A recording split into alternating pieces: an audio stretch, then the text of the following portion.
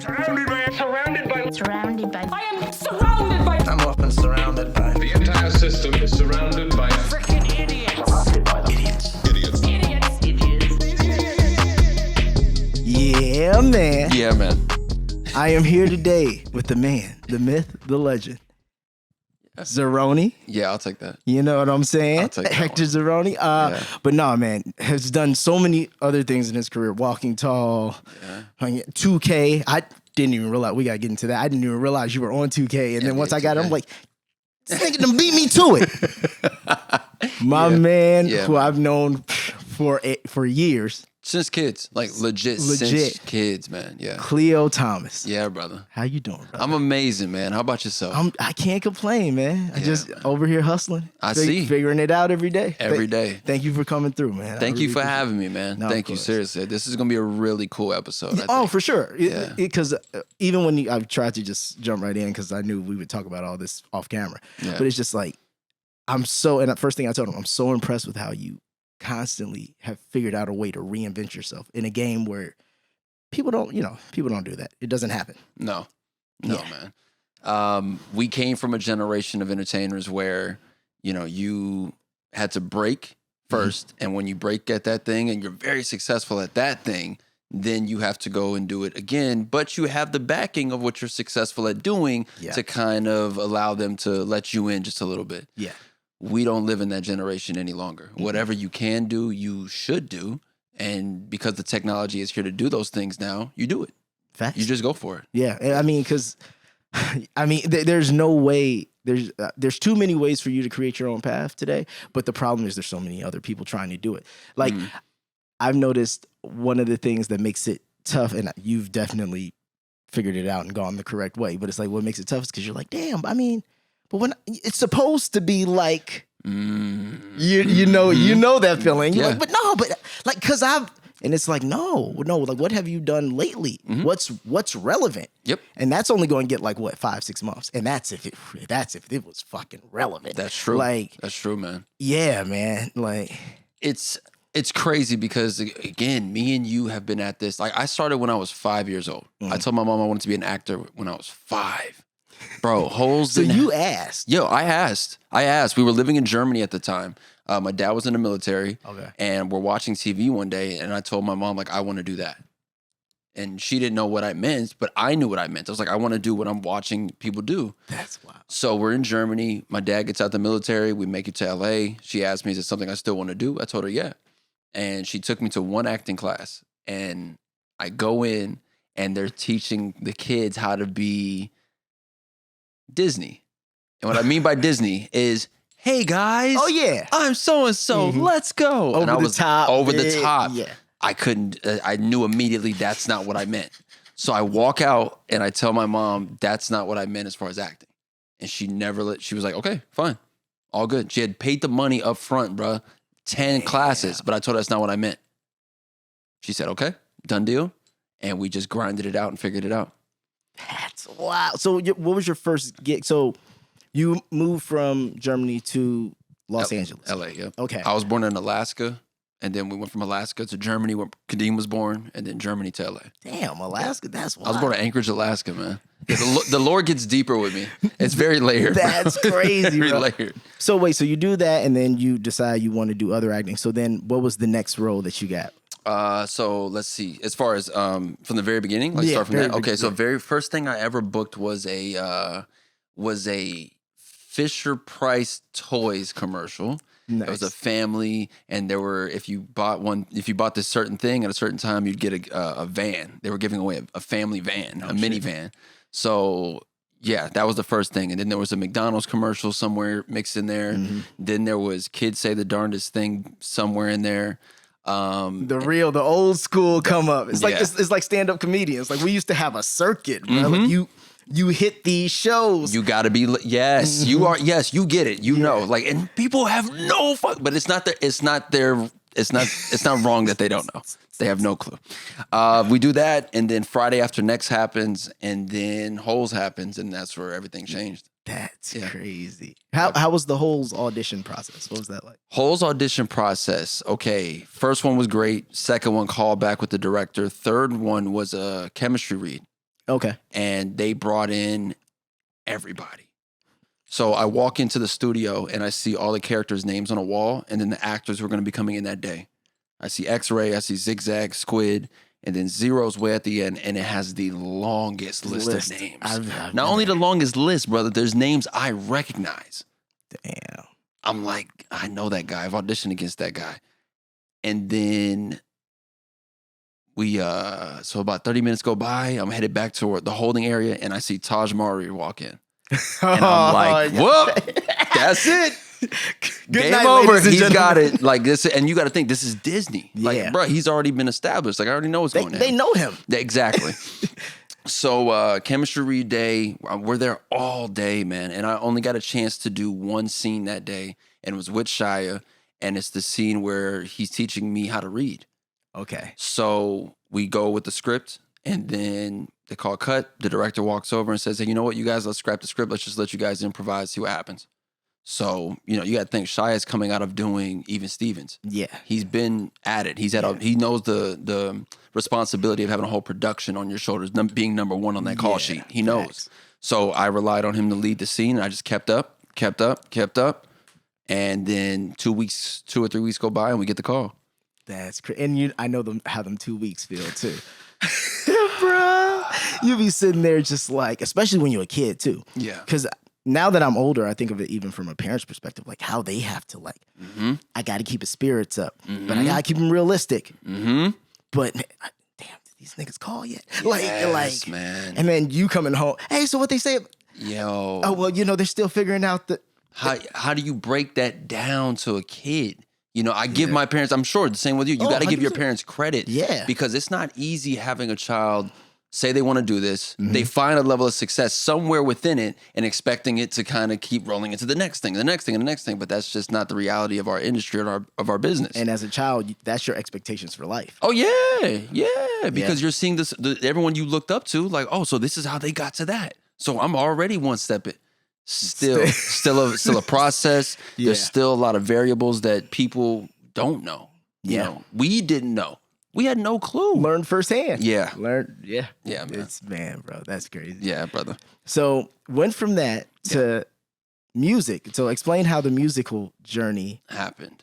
Yeah. So I wrote the theme song for Holes. Yes. Right? So my And was that a play you made? How did that sound like a play? So Variety magazine just reached out to talk about the story. They're doing a whole thing about like what was the process for this, because they, whoever's in charge now, like you got to think they're 20 years into it. Right. So they grew up watching that movie. Now they're writers, and they're like, yo, how was the song was so great.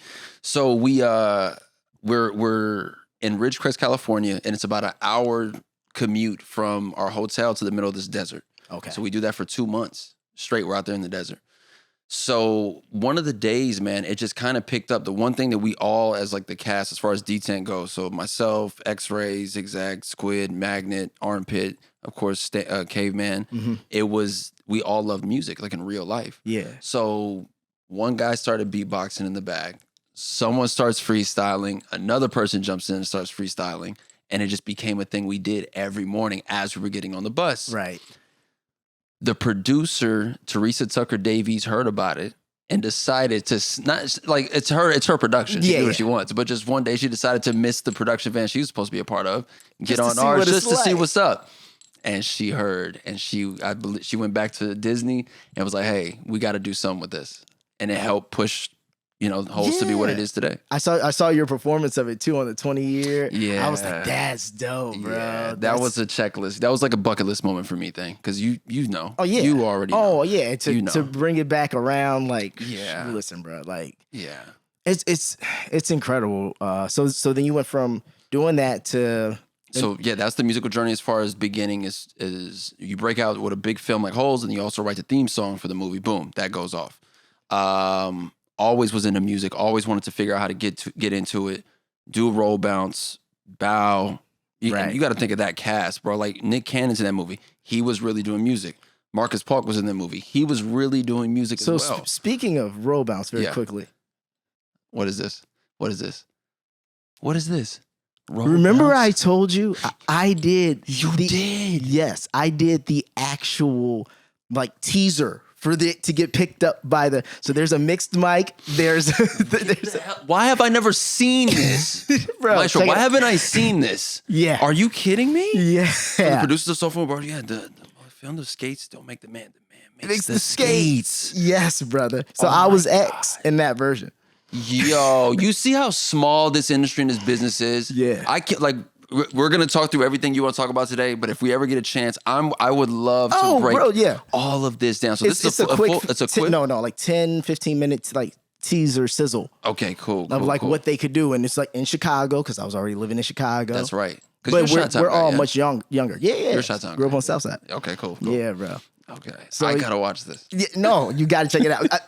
I had to find it. I was looking around for it, and I was like, Khlio's gonna get a kick out of this. Yes, bro. Because people don't get it. People Yeah. have no idea. Like something like this, help make roll bounce become a thing, but they have no idea the origin story that here you are doing it, right? Yeah. And then in a sense, even you're expected to see the next step of you being in the film. Exactly. So And it don't always work like that. Okay. And then when someone gets fucking crushed by it and then has a moment of like, what the Yeah, y'all don't they get how can't much do it anymore. sacrifice went into this. Yeah. Yeah, bro. Like it's a long journey. Yeah, brother. So then Okay. I got some other cool gems. Okay. So then I ended up meeting Khleo Mm-hmm. back in these days. Oh God. Oh God. What are you doing? What are you pulling up, man? This is the good old the So Def Studio days. Yo. Southside. Yeah, Southside Studios, man. Shout out to Jermaine Dupri for everything he built, man. Man. And having a hub for so much talent to come in and out of that place, brother. And so much Confessions was written there. Like every Bow Wow album to date, But so I met you because I think the first time we formally met was on one of the tours. I want to say so. Yeah. I want to say the first time I met you Because I was backstage. obviously aware of you. No. First time I saw you, we were in Baltimore Okay. I was going into the Galleria. Galleria Mall? Yeah. Okay. In the Inner Harbor. Okay. And you were outside, I think, with Just. And Oh, because you got to remember, I was hanging out with like Bow Wow in Atlanta. Yeah. So I wasn't always on the road or whatever. It was you, Just, and somebody else. And y'all had on the LB Dub The jacket. jersey. I mean, the jackets. Yeah, man. And I was out there filming The Wire. Okay. So then it was like, oh, okay, like I saw you, but I ain't say nothing. Yeah. Then I saw you backstage on the bus later, and you was like, yeah, he saw them LB Dub jackets. He got, I'll never forget. You was like, he saw these LB Dub jackets. He got shook. Oh my God, man. What an era. Bro, people don't understand. Like, you were out here rocking whole ass like arenas and like it's crazy. Like, bro, and so many people who are in this game don't understand the like they'll do one side. They only do the music or the acting side. Yeah. But like you've actually done both, which is Yeah. like same in my field. So it's like so many people I can't even go there with Yeah, brother. because for them it's always just been film. You Yeah. know? And it's like, There's no feeling like that, bro. It's one thing to be famous. And I just had this discussion with my mom. I'm like, Mom, because the 20-year anniversary just passed. Yeah. So since I was 13, every day that I've gotten up and had to go out in the world, I had to get ready to engage with someone who was going to recognize me. facts. Say what you want. That's not normal. No, facts. By any means. People get a chance to go in and out of their doors and their houses every day and just live. Yeah. You do that. That's just different. Oh yeah. That's an arena. That's energy. That's everyone focused on one center point. And it's you. And it's you, bro. Nothing like it. Nothing like it. I don't think until you've done something like that you can even understand, because then it's also the journey of to get back on par with how you've continued to pivot. Like, yeah, you got to wake up every day and someone's going to recognize you. I feel the same Yes. idea. But then they don't understand what that's like on you and your psyche of like, oh, you ain't always up. Mm-hmm. But hey, that's the boy who used to be on. What you doing now? The what you doing now thing always bothered me. Always bothered me. We have this thing, I think, within our culture where it's like, oh, you've fallen off. You fell off. Like, you have no idea how much work it takes to even get on one. And on to what your standards of on are, because our standards of on is like some whole different shit. Like all they know is the heavy hitters, the superstars, as they should. In the midst of the heavy hitters and superstars, there's people who've been able to ride the wave for years and just be A-okay. Mm-hmm. We come from a generation, brother, where we were taught to believe in a system, as far as just the audition process.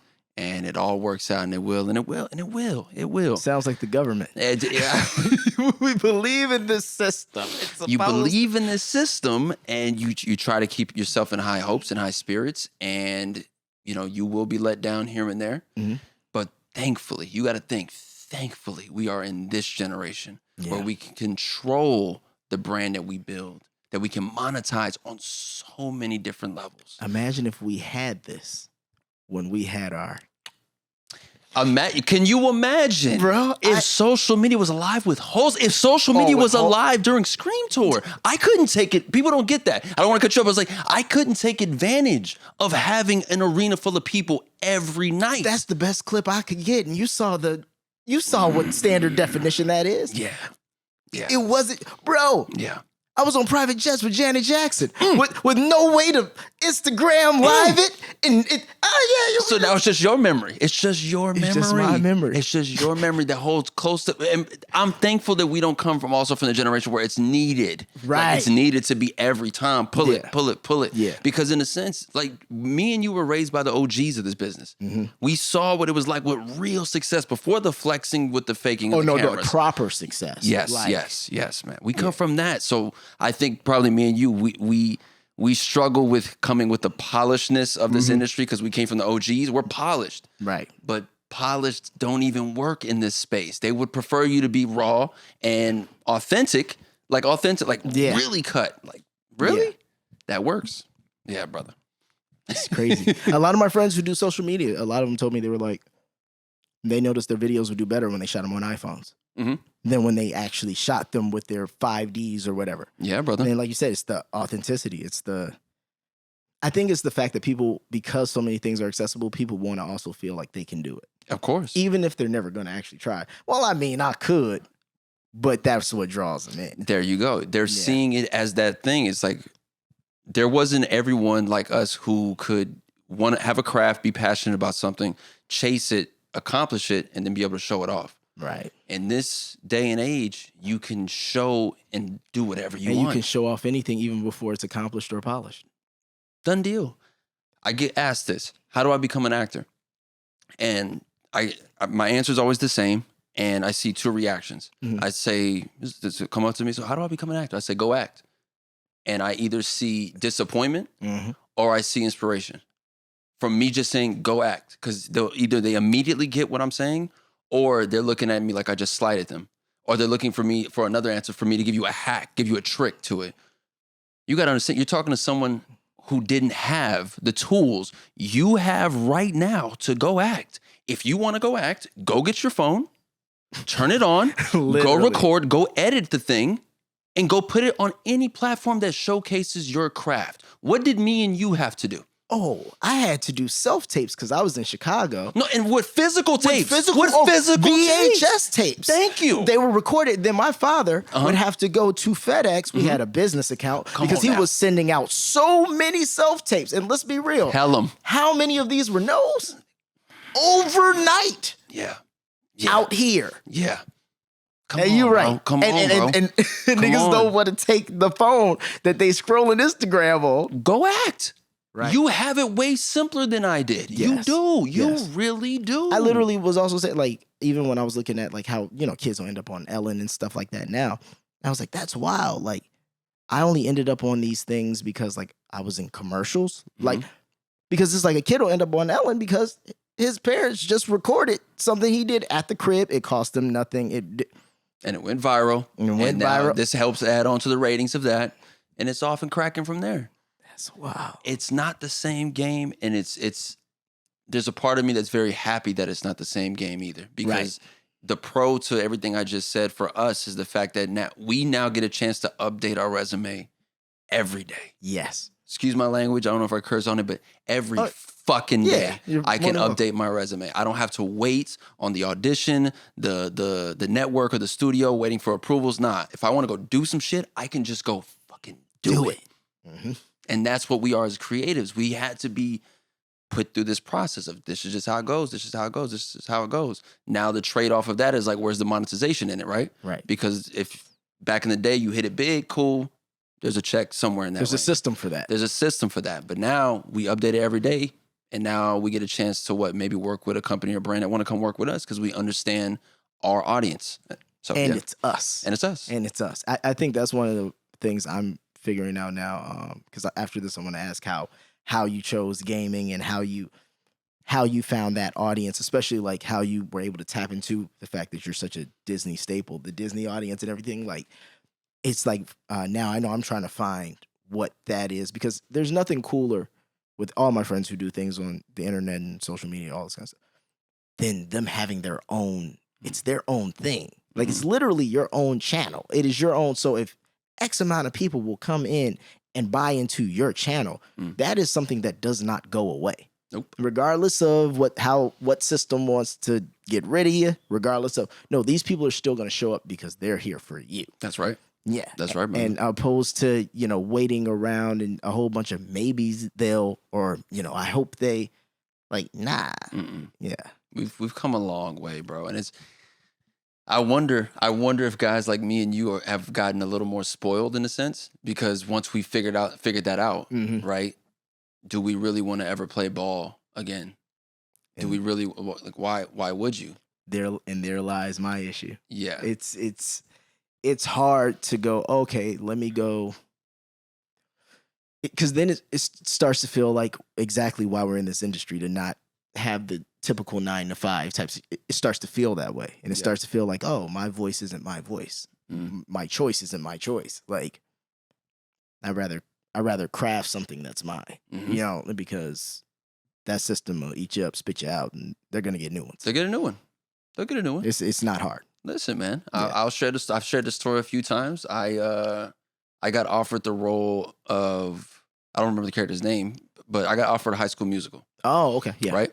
The script comes in, offer letter. My mom still has it. I get to like page, I don't know, like 40 or 50, and it says begins dance routine with basketball. And I was like, nope. Close the script. Close the script. I closed the script because I Hoop. Thank you. Thank you. I don't need to explain anything more.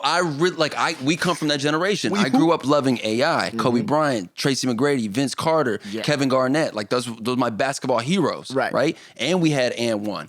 Whole other thing. So I'm looking at the script and I'm like, wait, this is like Grease with a basketball? Oh, no. Yeah, I'm not, I don't want to do it. Oh, no. Up to that point in my career, that would have been the biggest check I would have gotten at that time. And I give my parents so much credit for not trying to come back, convince me otherwise, or even force me. I said no. They said, okay. I have a story just like that. Okay. When I was younger, the Welch's grape juice kid. I remember that. Yeah, that's a big thing. Yes. So they had, like, I think in our era, maybe it was like 2. So I'm in the last wave. They fly me to Los Angeles. Oh, man. It's one of these. Oh, man. They got us going. But they have me and this other girl going back and forth, back and forth, back and forth. And mind you, like, I'm used to working. It was a lot. Yeah. They were working us actually over the hours. They paid the guy off who comes and checks. Had us keep going. And I'll never forget, I asked my dad, how do you spell home? He said Home. He just told me. I was like, oh. I went back down there. And then we did it. I said, I want to go Home. They came upstairs. They said, hey, he's saying he wants to go home. My dad was like, all right, let's go. Let's go. Oh, man. And that would have been bad. Yes, it would have. But met Stevie Wonder on the flight home. Look how that worked. He was missing a flight. He was in coach.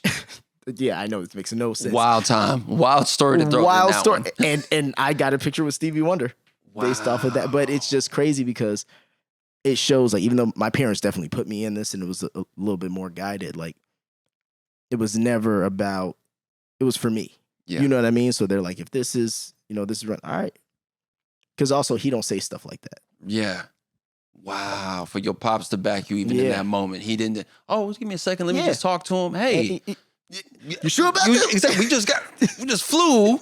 And I've seen it, bro. Yeah. Like I had those horrors. Like I got a chance to see the example of what a Hollywood kid could be. And I knew immediately not that. Yeah. I'm not trying my mom or my dad in that way. Can't happen. Pops military, moms was the biggest sweetheart in the world. Yeah. But moms would check me if need be. I So feel you. all good. I was not playing with my mom like that. So it's crazy to hear this very similar story. And I think that's important for me and you to have made it this far. The longevity of us is the fact that we came from a very solid foundation. Yeah. Solid, bro. Like I give all the credit to my parents. I do the same, bro. Because it shows the importance too of like 2-parent households, man. Yeah. Like because I know it was like my mom would pack the bags, my dad would be ready to go. He'd fly out here with me, do whatever, because he had a little bit more flexibility. My mom's a registered nurse. Okay. So he had a little more flexibility. He'd come out here, do whatever, fly back, keep it going. If I had an audition, my mom would have all my stuff ready, Like it was a team. Yeah. You know what I mean? And they made it happen. Because we can't do any of this. Like, can't go to a fucking audition. You can't even be on set. Nope. Yeah. Nope, you can't be on set alone. Yeah. I do recall a few people asking if my parents were ever on set. Yeah. Because they never saw them.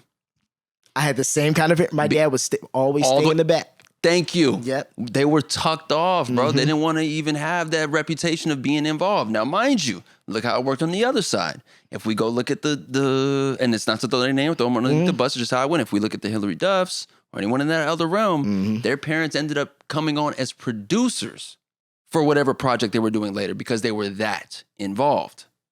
So that's the trade-off. But that's also the difference of why did we begin it in the first place?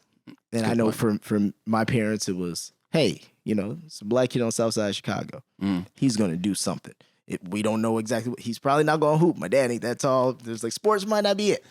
But he was signing me up for piano lessons and all that kind of stuff before I was even out of my mom's stomach. Like, he was like entertainment. And acting kind of came after like once I got like 3-4 years old. And it was like, oh, he's charismatic. He's a cute kid. Like, you should get him in some, then you do the whole print job thing. Yep. Then you do the whole commercials. And then I caught the Michael Jordan Gatorade, Be Like Mike. Classic. Commercial. Yeah. Classic. Yeah. So since I caught that led to the late night appearances, the Jay Leno's and the Howie Mandel shows and then you did that whole game and then, being on the news and then doing interviews and then that led to my TV show. Same.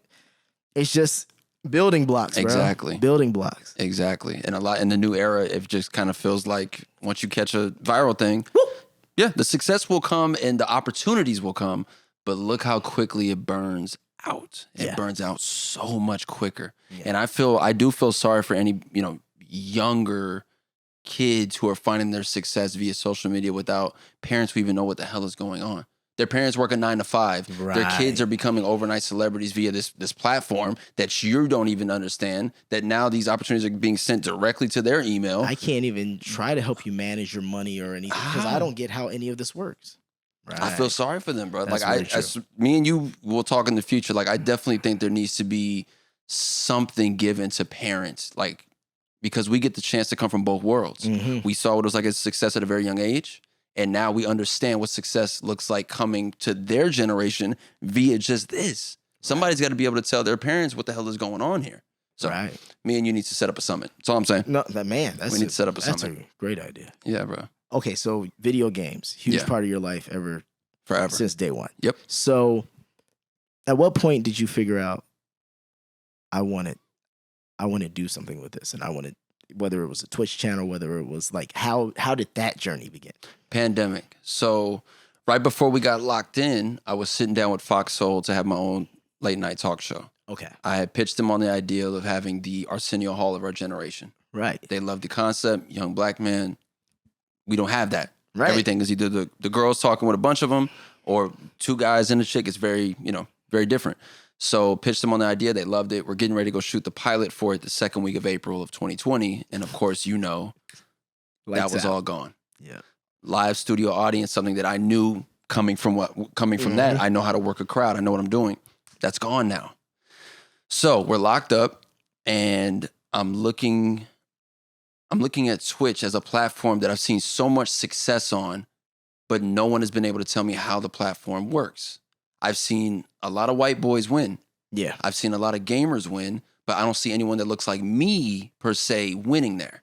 Mm-hmm. So I studied Twitch, bro, for the first 2 months of the pandemic. I still have the notebook. I studied it. Like, I went to school, studied it. All the biggest guys, all the smallest guys and girls, everybody wrote down notes, what I see working for them, da-da-da-da. Okay, all right, I get this. So now let me combine my love for gaming with every idea I have for the talk show and let it launch. Launched it, and it just worked instantly because I knew what I wanted it to look like. I knew the overlays I wanted. I knew the bits. I knew the transitions. I knew everything. Right. So I dropped it already layered, ready to go, and it just worked, man. That's amazing. So you combine that with my brother Kadeem being a huge tech guy and having a lot of the equipment that I was going to need anyway. Right. And him being a video game collector, there was no video game I didn't have. None. I had every game. Right. Everything. I was going to play what I wanted, but like, what's some of you guys' favorite retro games? Well, I used to love the Donkey Kong game on the Super Nintendo. Bet. Boom, we're playing it. Beat it to the... I see what you're saying. Keep them engaged in that way. So that's how it worked, man. That's how it began. Damn, that's so cool, man. And now you're with WME? Yeah, I'm over at William. So WME happened because the guy who first noticed what I was doing on Twitch, who worked at Twitch, like, welcomed me on the platforms, like, yo, you're doing this, you're killing it, just gonna give you a few tips. He told me, set a schedule. That's what really works well for the platform to build it up. I followed every tip he gave me. He ended up going to William Morris, called me up the first week he was there and was like, hey, I'm at WME now. I would love to sign you. You'd be my first signee. I said, all right, cool. Lock in. And that was just on the gaming side. A week goes by, and they realize who they just signed, and they were like, wait. No, get him for the acting, get him for the brand partnerships, lock his ass. That's amazing, So that's how gaming opened up that. You got to think of that. Maestro, the era we come from. I just gamed my way into William Morris, dog. I video gamed my way into William Morris as the actor and the gamer. Where was that opportunity when we were kids, man? But what I will say and what I love about it is it's like we're learning how to do every job in the business. Mm-hmm. Every single job. So it's like all that happens because of all these building blocks you've put in over the last 20 years. Or how many years are you in now? 28. 28 years. Yeah. 28 I'm right there with We're you. vets. We're veterans. Don't let nobody tell us different. We're vets. And that's my point. And We're so veterans. now that you've built all of that, once it's just finding the relevancy and that momentum. Yeah. And find them. But you created your momentum, which is like nothing but respect, man. Thank you, brother. Thank you. I know you were talking about the Disney thing and how it plays in. It's like even before, you book holes, like I was a huge Disney movie kid. I watched them all. I loved them. So to be underneath the umbrella of Disney just with holes, that is of course a dream come true. Yeah. But it was not the thing that would help push everything through the roof. But my love for Disney never changed. Right. So all it took is years later for me to like talk about how much I love it for real. And that's helped keep doing that on your platform with your people who are engaged, who know your story. There you go. And they give a damn to know your story. And there you go. That's one of my favorite things with as far as streaming platforms goes. That's why I love Amazon. Mm-hmm. Because when you pause the scene, you at least get to see who each of these actors on screen, like who they are. Yeah. Opposed to, everywhere else, it's just, people buy into the story, then they're out. Yeah, man. And if they don't have a reason to continue to follow you, or if there's nothing else that's being sold, I'm looking at a lot of the new actors, to be quite honest. I am. Like, no one's telling them these things. Well, no, because they don't want them to know these things, because then you realize what your value is. Okay, so if there's no Hollywood, and this is how I look at it, if there's no Hollywood system, right?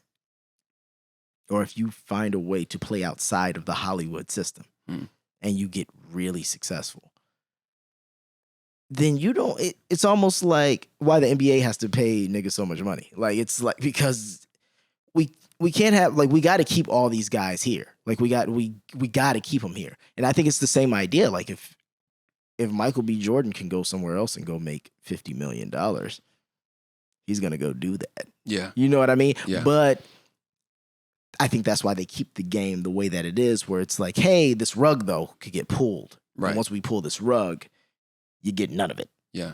So it's better to just play within our game and get where you can and level this up than it is to try to play outside of it. But once you play outside of it and win. So I know Hollywood didn't want their stars touching social media. Yes. Like early Twitter, Mhm. first tweet, like they didn't really want them on there because they knew, all right, then you can go build up your value yourself. Now we no longer put you on the platform. You built the platform yourself. So they didn't want them touching it until it became a part of marketing. Then they're like, shit, we need them on it. Right. Cool. Now we're there 100%. You see Yeah. it. The influencers have to go to premieres. They have to go to the events because that's literally how we're getting our word out for our projects, our other actors, things like that. What I'm saying is like any actor right now who's our age, Mhm. who's just now found their success in life in the last 3 to 5 years, if you're not taking the time to understand what you got at this very moment that you can monetize later Right. by keeping a camera rolling on you, you're messing up. Facts. Because what you got at this very moment, once the show is canceled, once the show, hey, we're not renewing it for the next season, it's you're over. right back to square root one. So in the midst of all this, that YouTube channel should have been started Right. because that's going to monetize forever any goddamn way. I always say this. I'm like, once you're in season 2 of a show and people are like, and you have good rapport with the cast and said stuff, I don't know, like you just said, I don't know why every actor doesn't have a cool little BTS YouTube. Run it.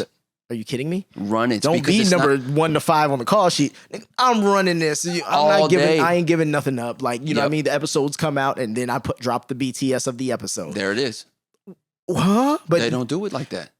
because you know why? Listening. Because it takes work and effort. Good point. And they get into a bag right now. I And get they don't realize that the bag stops at some point. They don't realize this yet. And that's why it's like I know it would have been fun, but I just know there's certain areas of my life where if you would have been like, man, no, man, all you got to do is just keep rolling this, doing that. I'm like, yeah, man, I feel it. No, you're right, though. But it was not sticking. It was not going to stick. No. But then once you realize, you're like, wait, you ain't never been on TV. How much you making? Yep. Wait, and you do? Yep. Ah. If residuals aren't the same for me and you as they were back in the day, what do you think a residual looks like now for a generation where there's no residuals and it's just streaming? But meanwhile, you can go create your content, upload it to all these platforms, and have that residual income no matter what because it's living forever. Right. I don't understand how no one Has picked up on this. like, scent yo, yet. or you're not seeing this yet. Yeah. Don't give it to me or you because it's gonna get it's gonna get Oh. crazy. If I'm going wild now, Oh, it'd I be already know. dumber. I already know. And Yeah. and what I love about it too is when we do things, it's always going to come with a certain level of polish. Yeah, Like that's what I was talking to Denzel about this. And it's just like, because of our time, yeah, we do things differently. Yep. So even just the way we make it look, the way, how you say, like you were like, oh, I already knew what I wanted. Because you were about to do a talk show. Yep. Like that's, people can't do talk shows. People could talk to a camera. They can do that. True. But a real talk show and dealing with the people, nigga, that's Steve Harvey. That's, you know what I Yeah. mean? That's Nick Cannon. That's like, Yeah. that's not a skill. I say it's the same. I really enjoy stand-up comedy. Mm. And I feel it's the same where it's like, man, there's all these people who are funny. Mm. They're influencers. They're good at making people laugh. They don't know how to stand on stage and tell jokes, though. Mhm. Because that takes a bit more structuring. Mhm. And that takes a bit more of a arc and a hill, you Mhm. know? That's And a craft. That it's is a a craft. craft, man. Yeah. I have nothing but the utmost respect for any comedian who Same. does it at any level. I work with a lot of guys over there at All Def. all right. And like because I've worked with them, I've been out and people like, yo, man, I love you on All Def, man. Like, yo, you comedians. And I stop them like, whoa.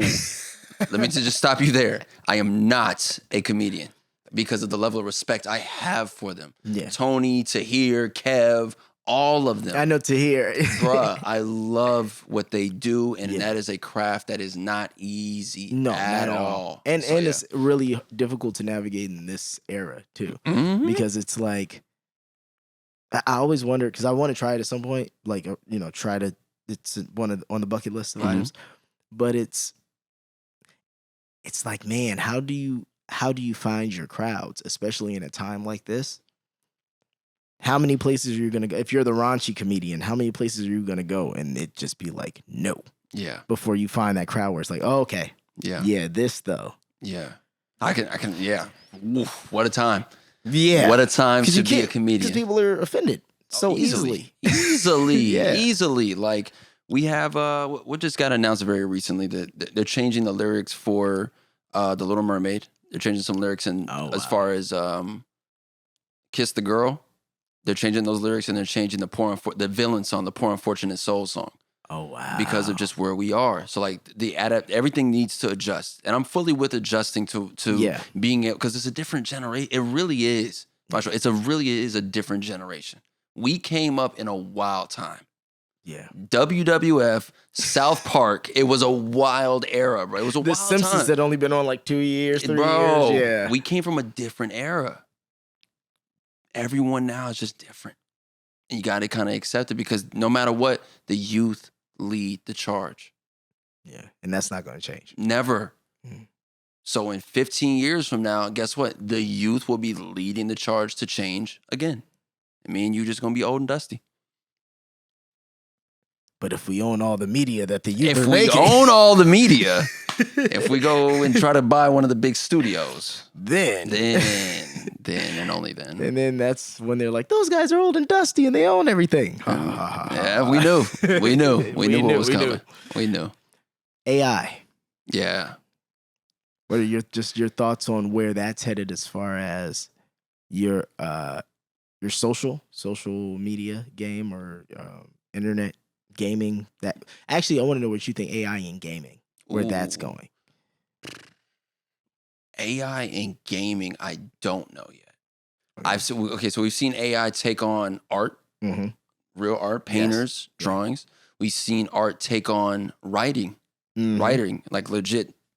You can write a full script ideas, done thing, jokes, everything. Notice how it only got wild as soon as y'all music got touched. Oh yeah. As soon as y'all music got touched, that's when it was like, wait, shut down. I need a bill to be passed right now. They can't develop anything for the next 5 years. It was you music, motherfuckers. All good. I love music. I love people who create, but I cannot stand the music business. I can't stand it. Because they know the music business, the rough part about it is they know that they've been stealing so much money for so long, but they're like, no, this can't stop. So they just keep creating new methods. Because like you would think if people don't have to go buy a CD of mine, you would think it being readily available, somehow I would make more money. Wow. You would think. Right? That makes sense to me. They don't have to leave the house. But 0.001 something of a cent, like, what are you supposed to do with that? And then, they run up the numbers for the popular artists and they do that. It's just like, I think the AI thing is going to be just like how Napster was in the beginning and all the, like, they're just going to rework some things. Because even remember, for a while, it was like, wait, distribution. We can upload our stuff to wherever, right? I don't need to sign no label. I'll just go on DistroKid, build my blah, blah, blah. But then what they started doing was partnering with all the distribution labels. Exactly. So then it was just like, oh, yeah, you got distribution through blah, blah, blah. Yep. But they're under Warner Music. Yep. People was getting a check for just a quick second. Music, everyone who's in charge of music will always make sure to figure out how to go back and get their money. Yes. Twitch was the proof of that for me. I'm having a blast on Twitch that first year. Yeah. I'm like, wait a minute. You guys have been gaming, playing music. Bro, again, I had a fully talk show. So, bro, we're doing sing-alongs. I got the green screen set up. I'm in the middle of my favorite music videos having a goddamn blast. And the next thing you know, a year later, we're still in the pandemic. Yeah. The artists haven't toured. The artists haven't sold. Wait a minute. Every music, A&R, every music except, wait, Twitch, you guys been using all of our music without our consent? Oh, no. Copyright strike everything. Or cut us a big check and, just don't do it again. Wow. You music, y'all get, They my they God. will find it. And that's another, for me, that's the rock and the hard place. There's two infrastructures where I'm just like, man, They're both full of shit. Which They're- one do you which one do you pick? You bet on yourself. You bet on And yourself, bro. yeah. You bet on yourself. There's an article that just went up on Deadline as far as what's getting ready to happen in the industry. There's about to be another strike. Writer As far strike. as writer strike is coming, and then which means auditions are going to slow up as far as casting. And it was from a casting director's thing that I found it, and just seeing the caption talk about what advice will I give to actors is find ways to keep your creative fire.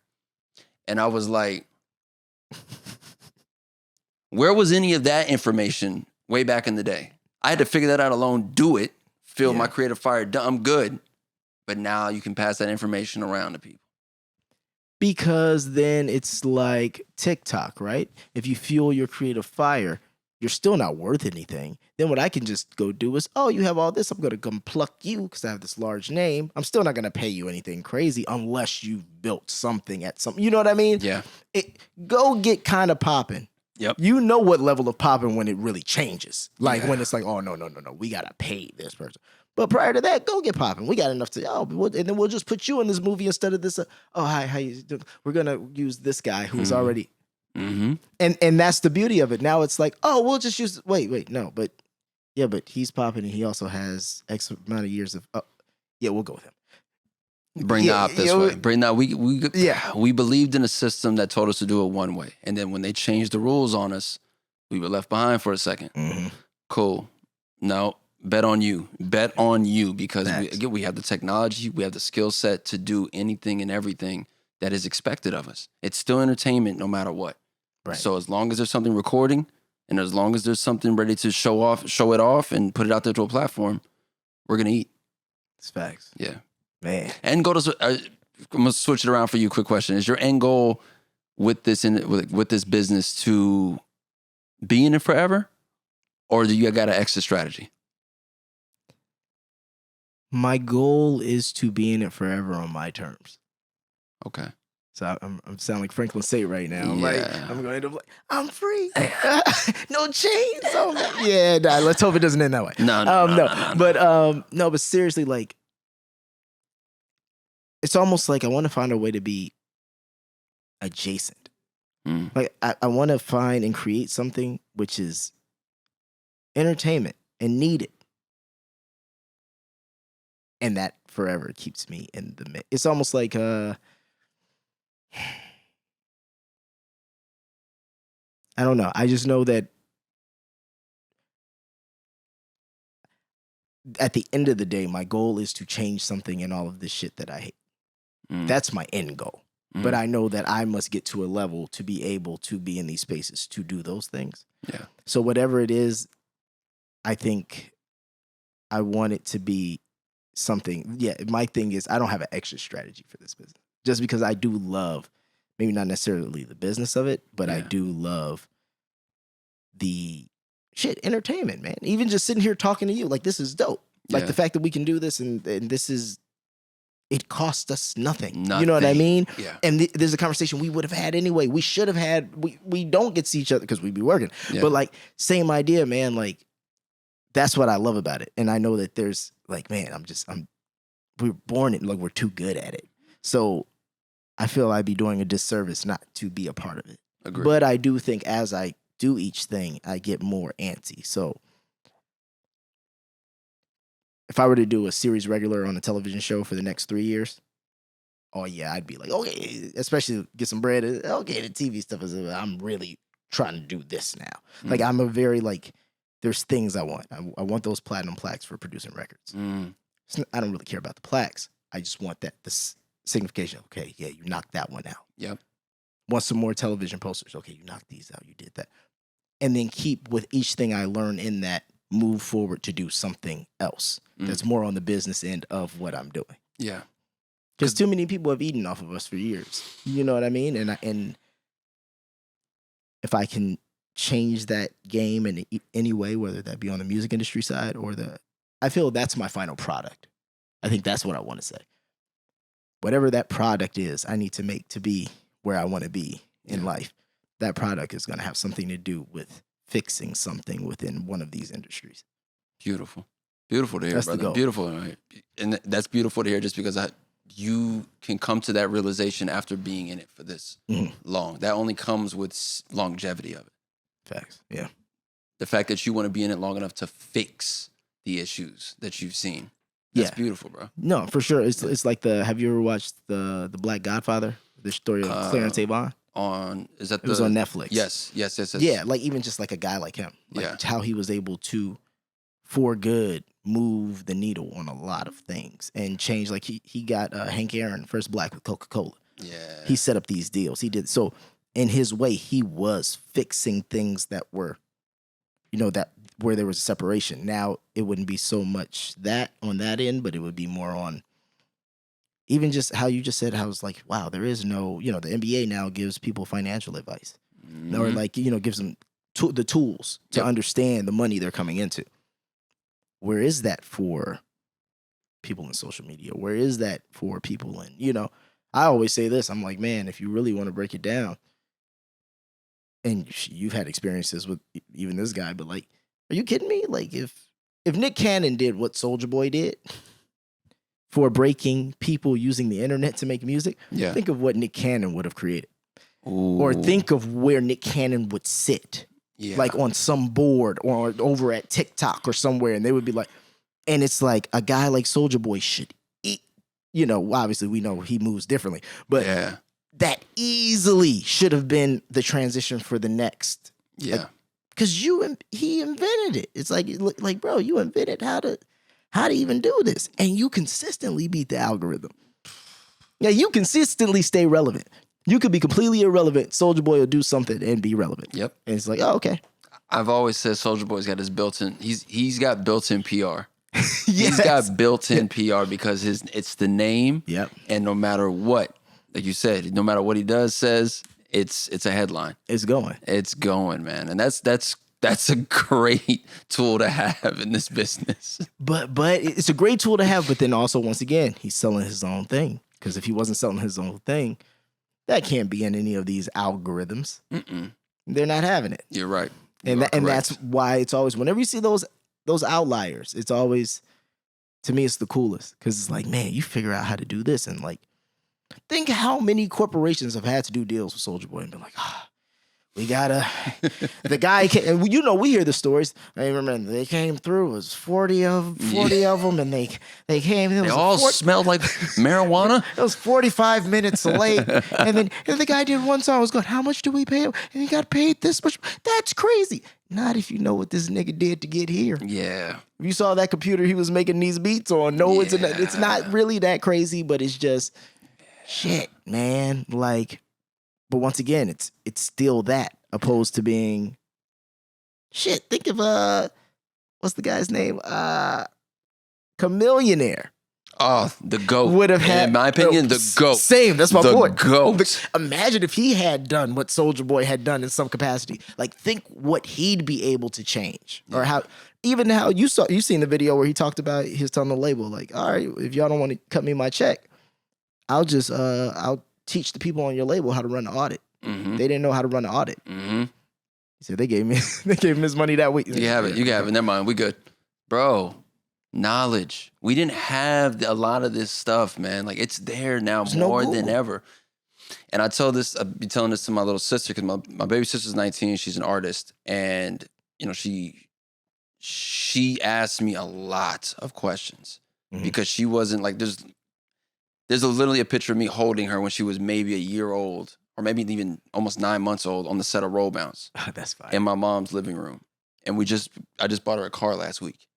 Like, she drove me to dinner last night. That's like wild. That's crazy. And that's amazing, bro.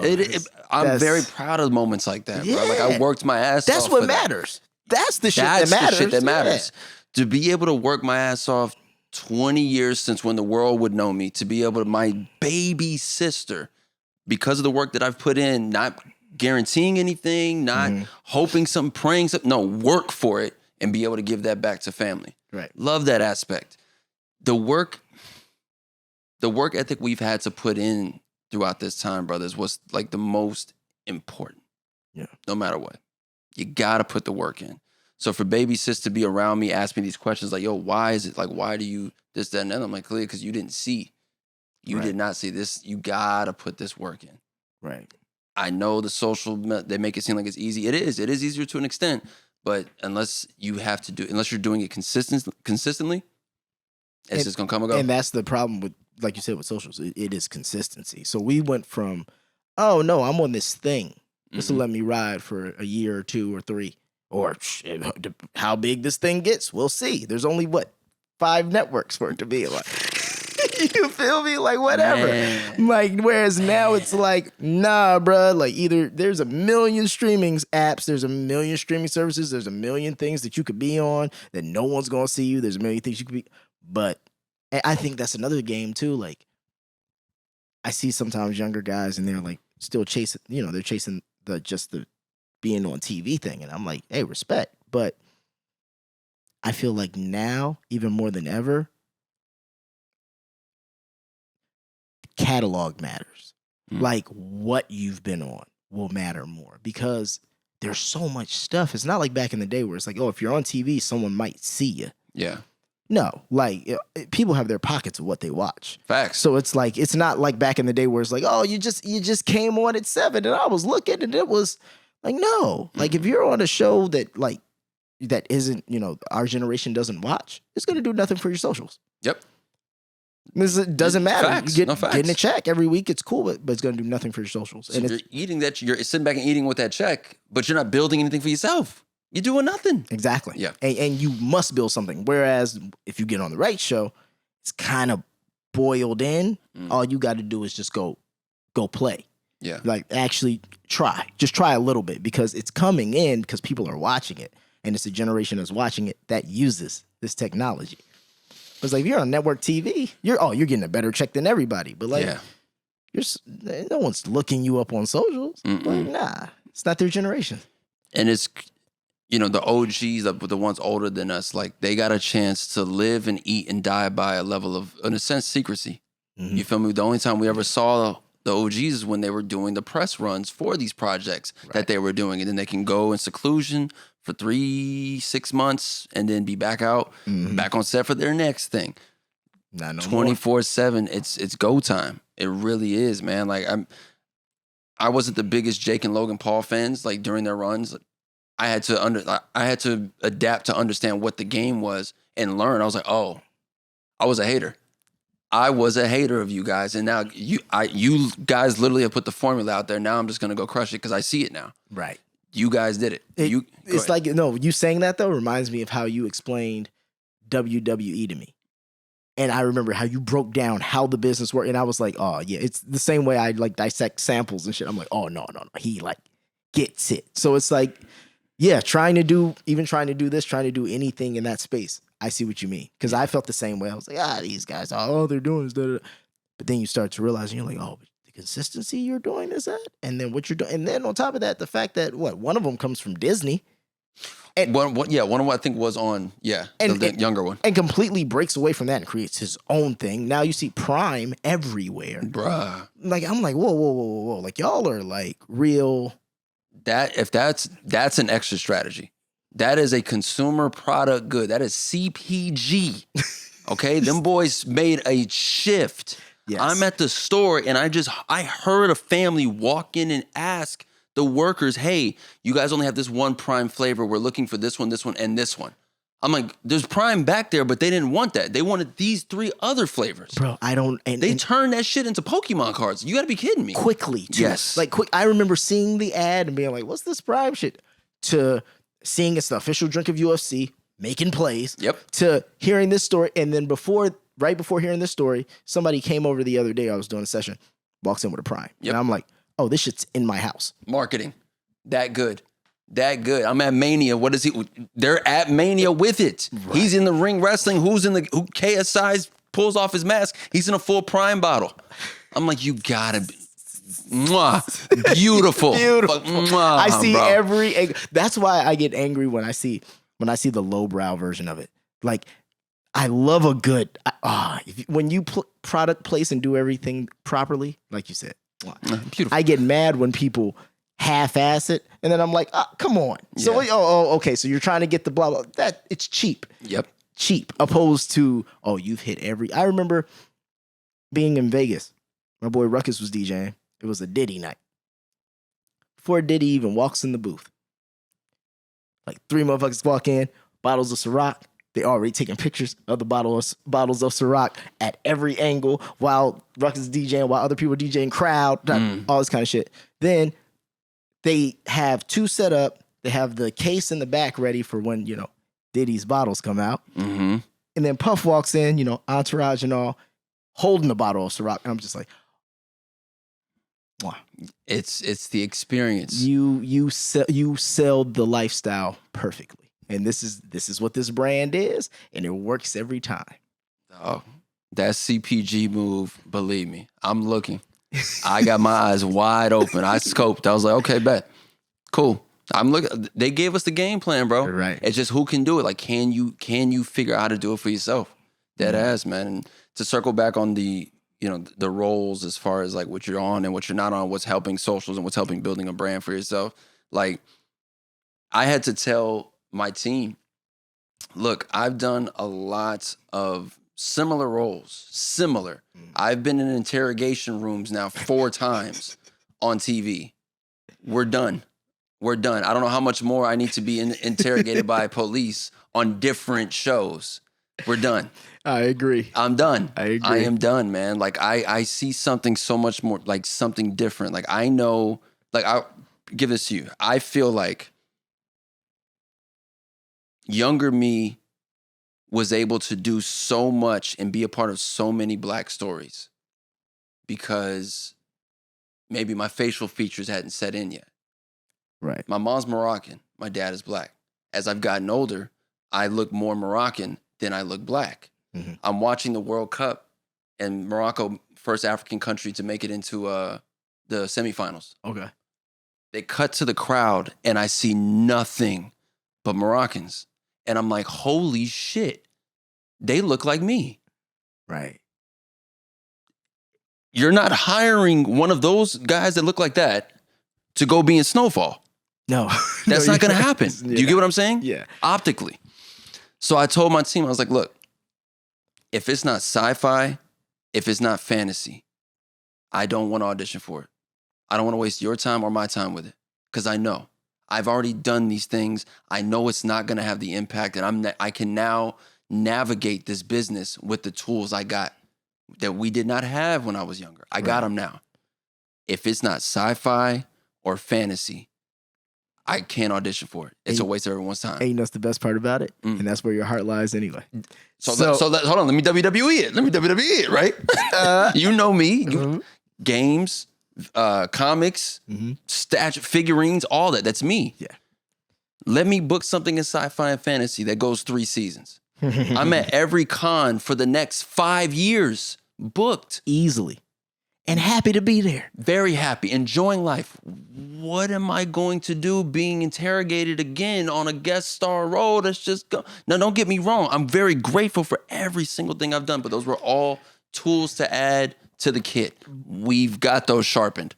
I say this all the time. I'm like, another guest role is not going to put me where I need to be. Another, if it's not the guest role, when they do those special guest roles featuring like, when you get one of those in the right space where you're also doing something that's not the conventional being, because now I've been interrogated at least 3 to 4 times. Come on, bro. And it's like, what am I gonna do here? Like, so yeah. We were also taught, in a sense, to be very grateful. Yeah. For the opportunity, for booking the role, being there on set, having that. We've done it. I am very grateful, and I know you are as well. Yeah. I can't sit here and tell you that I would like to have another opportunity to audition to be interrogated again. I've been interrogated enough. I agree. I've been the criminal. I've been the criminal a few times. I've been the tech guy. I've been in the military. I've been a drug addict. I've done a few things. What's left, what I would love to do that's out of my, in a sense, I say it, but I'm going to circle it back with it. I would like to do the thing that I'm not in control of, which would to be in a sci-fi, something fantasy that I know I could really get into. And dive into, yeah. But then I'm being a little bit of a hypocrite if I'm not sitting here saying, my show, I could go do it myself. I could go do it myself. Very true. I go get the script that I want. I partner with my writer and we go to work.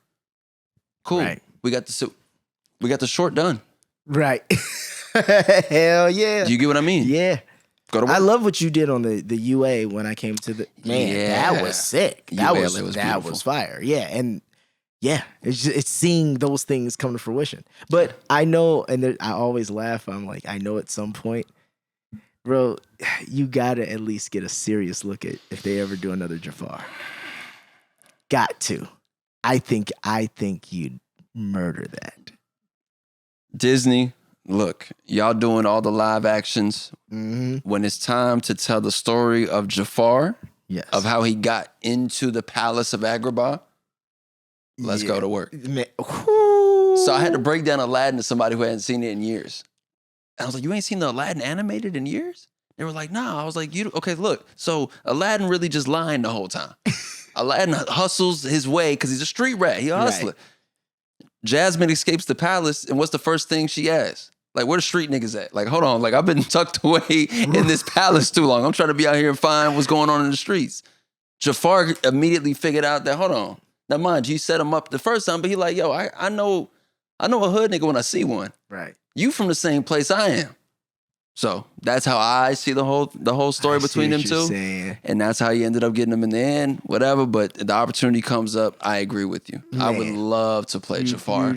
You'd crush that. I mean, there's so many villains. Like you said, in that Moroccan bag, there's so many angles. I feel like you'd crush. I look forward to seeing those opportunities come up, man. Like dead ass. Like I see, we're seeing so much more stories told, black stories told, and we came from a generation where it wasn't that At all. But we see it's there. It is peaked when Black Hollywood was talked about, and we saw just the heavy hitters. No. Black Hollywood is here. Here, yeah. Here, there are so many black storytellers now, and I'll be honest, I don't think or I don't feel that I fit.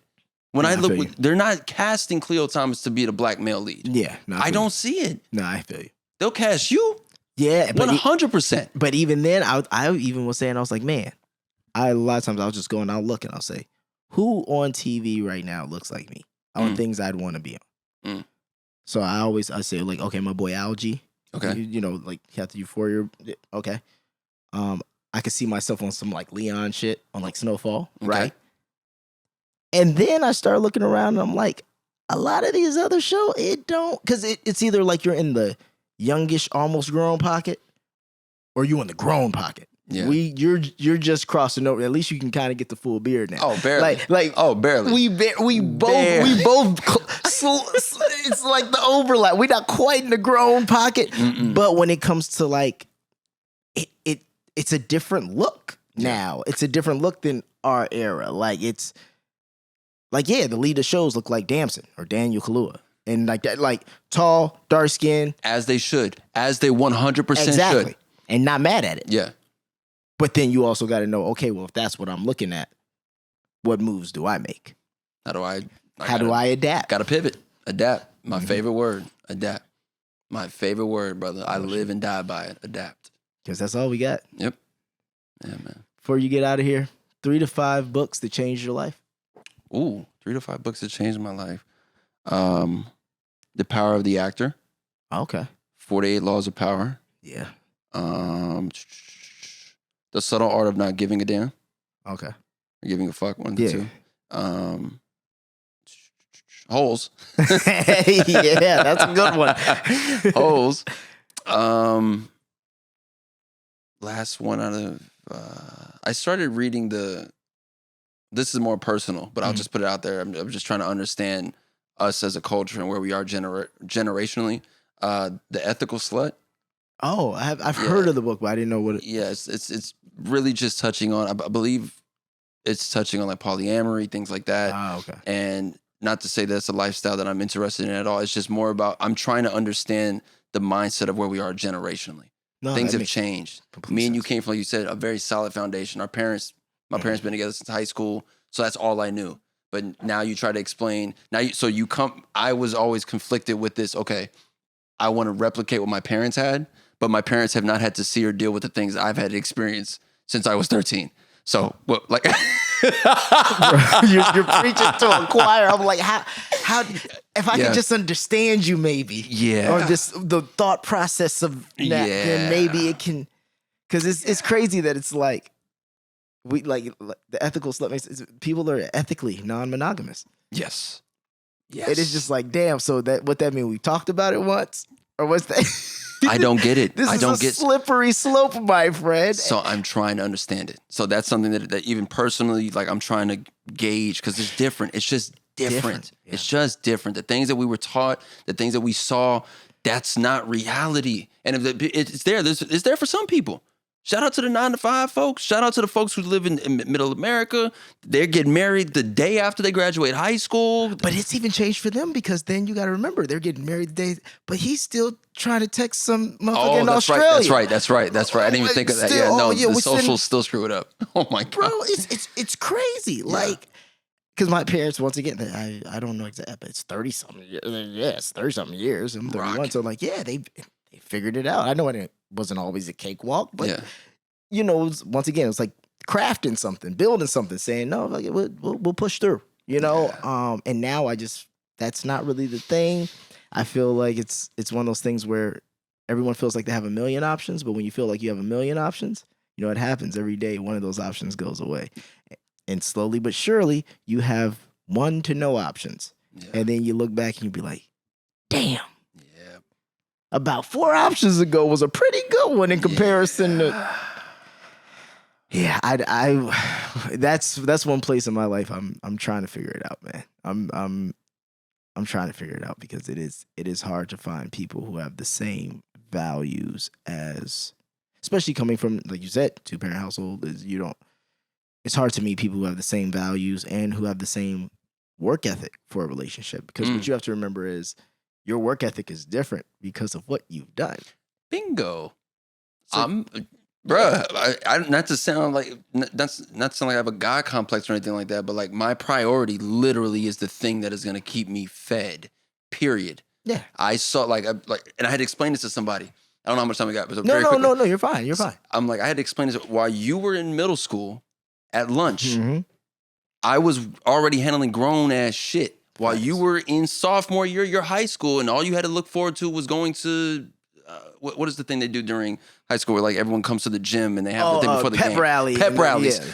Bruh, I was doing that. Yeah. You feel me? We're not even connecting the same. So the life experience, that's life. Mhm. That is the average person, their life experience, not even close. I'm behind in a sense.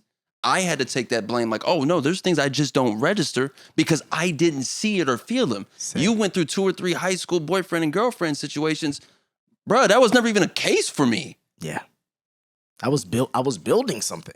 I didn't have the time. Yeah. You know, I was running around because I was in a different city on a tour bus every night. Like, we're not in the same. No, Yeah. not even the same. So any kind of friction, it just immediately touches you wrong. You're like, I'm not sure about this. Because Yeah. I know if I really wanted to, I could just turn the switch and guess what? I'm just like all of our heroes. Yeah. Do I really want that hero life? Personally, I know that comes with some shit I don't really You wanna really be want. about. I don't really want to be about. I Yeah. really don't. Mm. But in the sense of stress, I can't. Yeah. It's a bro, it's hard. it's good to know you're not alone, brother. You're not alone. You're not alone. We haven't seen one make it. Yeah. We haven't seen one figure it out. That is I'm very waiting. true. I'm waiting to see who's going to figure this stuff out. Well, it's also now the problem too is the value has just completely changed. Also, because I think it's what it is, and I think that's why that's a great book you're reading. It's redefining, if we're redefining Yeah. what morality is and what's too far now. I think that's the issue. You can't determine it. Like even sometimes, like I'm one of those people. I'll read Twitter arguments just to see, like, or hear people's arguments on each side of a thing, and I can grasp something from both sides. Like, oh, I see what you're saying there, but that's kind of ridiculous. But like, at what point does accountability start? I think that's more what I'm asking. It's like in this day and age, in this era, and that's what makes this frustrating. Like, at what point is it like I'm going to be accountable and I'm really going to try to do this and I'm going to go all in? Because if you can't even do that when it's just you and me, then how are you going to do that if there's kids? And then also, like, the spitefulness of things that can come, and then people just doing things for entertainment, like someone just talking shit into a camera about your personal life that you're trying. It's just like, man, where does the accountability start? Because then people want to talk shit about you, and it's like no one takes accountability with like, damn, like this is just somebody just, Yeah. It's tough. Yeah. It's really tough. Yeah. The word consistency bothers me so much. The word consistency bothers me so much because we've never known consistency. Mm. I never knew when the next thing was coming. Facts. I feel like it's very hard to set a foundation with a significant other when you have a lack of consistency, obviously, but when our priority is a business that has never been consistent to us, how the hell can I promise you a good life? Yeah. Because I can't even promise it to myself. I would much rather take that risk alone, baby. I would. That's facts. Than to bring you into this and one day it's here, next day is here. That's because a also lot. it'll never be enough for them because they didn't build it from day one. Whereas with you, it's like, shit. The plane went down again. Hold on. Let me get this. Hold on. It does this thing sometimes where it just, hold on. Give me a second. Hold on. Rewire. Pivot, nigga. And we in. Yeah. It's that, bro. That's something that I think is a big issue I think from my end. I don't know about everyone else in our position and what we've done, but I've allowed that to kind of be the wall. I'm just like, I don't want to, this has its effects. And if you've never felt it or seen it, you don't want to come feel this down. Yeah. This down is different. Yeah. I had to rebuild this several times. Yeah. I'm not bringing no one with me. I don't need it. Because also, if you don't know how to hold a hammer, God damn it, What are you doing here? What are you doing here? Get out the house, go. It's on fire. Living Yeah, off the man. fat of the land. Man, bro. Man. Different times. Just different times, man. And it's cool to know that you're not alone. You're not alone. This generation is definitely different. And people are trying to figure this out, bro. Like it's getting dangerous. It's getting dangerous. Like the stats show, like men are not having sex and people aren't getting married. People aren't having children. Yeah, they said women that are getting 30 and not having children. So Yeah. then it's just like after that, you got 5, 6 more, you know what I mean, to 40 technically before you start having problems. But it's like they're not interested. And like you said, men aren't having sex because like they're interested, but at the same time, I know a lot of back in our parents' day, it was like if you meet in college, like, oh yeah, look, the girl could be bad as hell. She's talking to the other 22-year-old dude in her class. Yep. Like, now it's like, no, I talk to, if they do talk to a 22-year-old dude, he's a hooper, or he does something, or I'm not talking, he don't even have to live around me. We fly me out, so I don't have to talk to you, normal guy who's just, going through the ringer, just trying to build normally and do like, it's like, what do you do? So that's why I feel every guy tries to find an angle. That's why we have the whole every nigga tried to rap, because it's trying to find value. Yeah. In a place where it's like, whereas it's sad because they do have value. They have like value with things that keep our world working and like things that matter. Like Great point. Great point. What happens? Everybody wants to be a YouTuber. Everybody wants to be, a famous actor or a rapper or a hooper. But like, what if you don't have a Department of Sanitation? And what if you don't have people who work there? Mm-hmm. Your society falls apart. Yep. But that's great. Maestro, that's big picture. That's grand scheme. Yeah. But we're selfish, brother. As humans, instinctually, first thing is to care about self-preservation. Yeah. Yeah. That's not in consideration. As you said, hold on, I can talk to you. Yeah. Or I can talk to partner with the followers that's at the events and woo. Oh no, I'm going that way. I'm about to live my life. Yeah. I'm not judging on either side. Live your life however you want, long as you're happy in it. Right. Here we are as men dealing with all this antics, and we're just like, we have access, options, we're successful in our own ways, we make our own money, we're not on anyone else's time. And I know you know how valuable that is. Oh yeah. Bro, like the average person don't understand, like they don't get that. Yeah. We don't They've never answer been to on their own time. Never. Yeah. We don't answer to anybody. We get to work whenever we want. You get a chance to get up every day and create what you love to do. Same space. I don't have to wait on shit. Right. So why do I want any issues? Yeah. Scary. Juice not worth the squeeze. Hey. Hey. Speak on it, brother. Man. Yeah, man. Well, listen, brother, I want to say thank you. Thank you for coming through. Hell yeah. Insightful conversation. Thank you, man. Thank you for And having keep me up on the here. amazing work, bro. Thank you, brother. Yeah. I'm gonna touch on these things Oh, that he has yeah, in here yeah. very quickly, man. Oh, Very fast. He has the original sidekick. Yes. He don't know, but I'm gonna try to bribe him after we're done recording to take this from him because I do collect all of my old tech, but I don't have my original sidekick. The first one I got was actually shooting roll bounce. I walked on set, Bow, Nick Cannon, and Tammy Faye, which is the white girl that's standing next to Sweetness. His the girl that was with him. She had one, and I was And like, you were like, I need one. So I got a sidekick that. I went to Atlanta at Southside Studios. I was with JD and everybody. The whole social deaf, everybody had sidekick ones. I came back to Chicago. I was like, Dad, I gotta get a sidekick. Need a sidekick. I need a sidekick. Man, look. So boom, you got that. Sidekick 2, still got mine. And yup, same way with the keys. Same keyboards are going there. Yeah, man. And crazy thing, Bow actually bought me that one. Get out of here. The way it happened, he was going to buy Dion. I remember Dion. He was going to buy Dion a sidekick and his mom, I think. And I had been bugging JD. I was like, man, 'cause, he bought everybody so deaf one. I'm like, man, why can't you just give me a sidekick too? He was like, yeah, nah. JD. Yeah, he was like, nah, man, you don't need one. And so I'm like, all right. So then we go, and we was in the Range Rover, one of them bitches, and we went to T-Mobile out in Gwinnett, and I was just sitting there. I was watching them get the sidekicks. He was like, yeah, talking to Dion. He was like, hey, boy, you want one? I was like, yeah. He was like, all right, yeah, let me get. Then get another one. Yeah. Man, look, bruh. The Bow stories can go on for years, I think, between the both of us. I am forever grateful that guy chose out of everyone on Roll Bounce. Like I said, Nick Cannon, Marcus was doing music. What's my man's name? Rick Gonzalez was doing music. Right. Bow didn't have to look at me and be like, he didn't need to share a stage with anybody.